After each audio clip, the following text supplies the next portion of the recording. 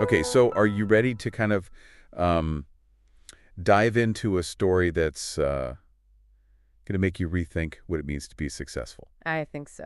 All right, well, you shared these excerpts from Journey from Heartache to Hope, that book that was featured on TBN. Yeah. And you wanted to know more about Lisa's story, so that's what we're going to deep dive into today. Awesome. So it's a story about ambition, resilience, and finding fulfillment kind of on your own terms, even when things get really tough. It's pretty amazing how this book, it's focused on Chris and Mary Alice's lives and their faith, right?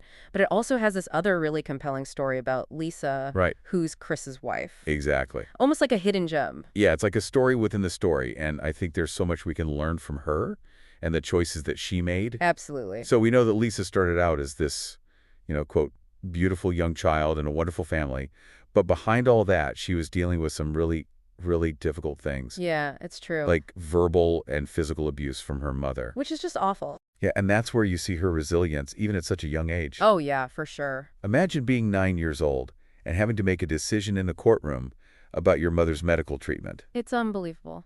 That's just such a high level of maturity and strength. Most adults I know couldn't even handle that. Absolutely. It really is incredible. It makes you think about what kind of inner strength she must have had to not only go through that, but then to go on and accomplish all that she did. Well, and thankfully, she had her dad, Don, who raised her and gave her that stability that she needed. Right? I mean, it really makes you think about nature versus nurture, Yeah. because even with all that adversity, she still thrived. Right. So it really shows how important a good supportive environment is, like what Dawn was able to give her. Definitely. And that foundation probably really helped her become successful later in life. I would say so. Winning Miss Colorado in 1984, I mean, that must have been a huge boost for her. Oh, yeah. It opened all these doors to opportunities in Los Angeles. Which is, the place where dreams are made and broken, right? That's right. It's so interesting, though, because you would think that, getting roles on shows like Mork and Mindy, Santa Barbara, even doing commercials for Godfather's Pizza, Right. like that would be the top, Yeah, you think that would be it. that would be the ultimate goal. Exactly. But for Lisa, Hollywood wasn't the end goal at all. It was just one step on a much bigger journey. Right. So that's what I'm curious about. Like, what was it about Hollywood that didn't do it for her? Yeah, Because from the outside looking in, it seems like she was living the dream. for sure. What could have possibly been missing? Well, that's what makes Lisa's story so interesting. Right. She had that taste of success in Hollywood. Yeah. But instead of getting caught up in all the glitz and glamour, she decided to go a different way. Yeah. A path that led her to Broadway Interesting. and a whole new set of challenges and triumphs. Okay, so that's what we're going to explore then as we kind of go deeper into Lisa's time in New York City, Sounds good. a place that in some ways is even more demanding and competitive than Hollywood. Oh, definitely. So we'll see what happens there. All right. Okay, so we've got Lisa arriving in New York City, The Big Apple. ready to take on Broadway. I can only imagine the energy she must have had. Oh, yeah. But also, I wonder what that reality check must have been like. Right. Because, I mean, Broadway is known for being super competitive. Absolutely. And the book really does a good job of painting a picture of what her life was like in those early years in New York. Yeah. She was taking vocal lessons from like the best coaches. Wow. Super expensive, of course. Of course. Go to tons of auditions for all the big shows, Cinderella, Phantom of the Opera, 42nd Street Chorus Line. Oh, wow. And all while trying to make a living in one of the most expensive cities in the world. It's like that classic story, the Yeah. inspiring actress waiting tables running around between gigs, hoping for her big break. Totally. But I get the feeling that Lisa was not your typical cliche. Oh, no, not at all. I mean, she was singing on those cheesy boat tours, waitressing, living in Hoboken. Which, by the way, as we talked about before, is Isn't it? literally built on a landfill. I know, isn't that crazy? It's wild. But there's something kind of gritty about that image, Oh, for sure. which I think speaks to her determination. Absolutely. She wasn't afraid of hard work, getting her hands dirty, literally. And figuratively. Right, and doing all of this while she's also dealing with some serious health problems. Yeah, that part of the story really got to me. I know, it's tough. It makes you think, we often prioritize our ambitions and success over our well-being. Absolutely. And in Lisa's case, it really took a toll on her immune system. It's heartbreaking to think that all that stress and just pushing herself to the limit could have contributed to her getting sick. Yeah, I know, it's tough. I mean, I can relate to pushing myself hard, but it makes you stop and think about the cost. For sure, it's all about balance. Right. But even with her health declining, she didn't give up on her passion. That's amazing. She kept she was doing off-Broadway productions, Wow. really showcasing her talent and her dedication, even in smaller venues.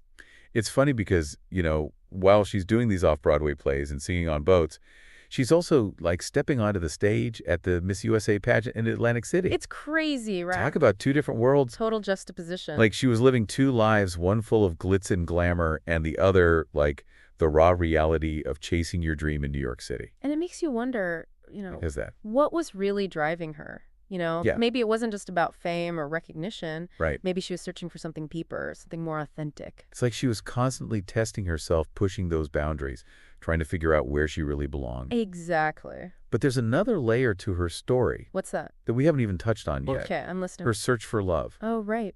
And this is where things get really interesting. Okay. Because despite all her accomplishments, the excitement of performing all the competition, she still felt like something was missing. What was it? True love. Oh. That deep connection that we all kind of crave. It's so relatable, though, isn't it? It is. It reminds us that external success doesn't always equal inner fulfillment. Right. We can achieve all these great things, reach the top of our field, but if we haven't found that special someone to share it with, it can feel empty. Total. It's like that quote from Proverbs 22.29. Oh, yeah, I love that one. Do you see someone skilled in their work? They will serve before kings. They will not serve before officials of low rank. We often equate success with, getting external validation. Yeah, like reaching a certain status. Exactly. But Lisa's story suggests there's a deeper, more personal definition. I like that. With it's tied to our passions, our relationships, our purpose. And it's in that space, that exploration of what truly matters, that we can really start to understand Lisa's journey. Exactly. It's not just about fame or finding love. Right.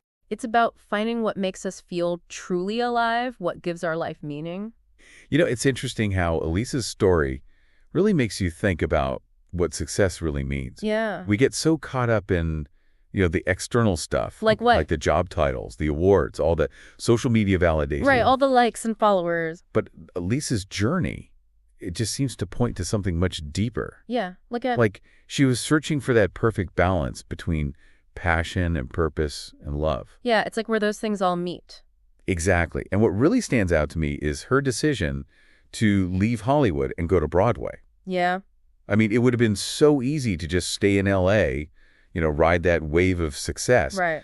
But she walked away to follow something that felt truer to herself. It makes you wonder... What's that? If she felt like kind of a fraud in Hollywood. Oh, interesting. Maybe those roles and those TV appearances, they just weren't really her, Yeah. Maybe Broadway was a chance for her to just be herself.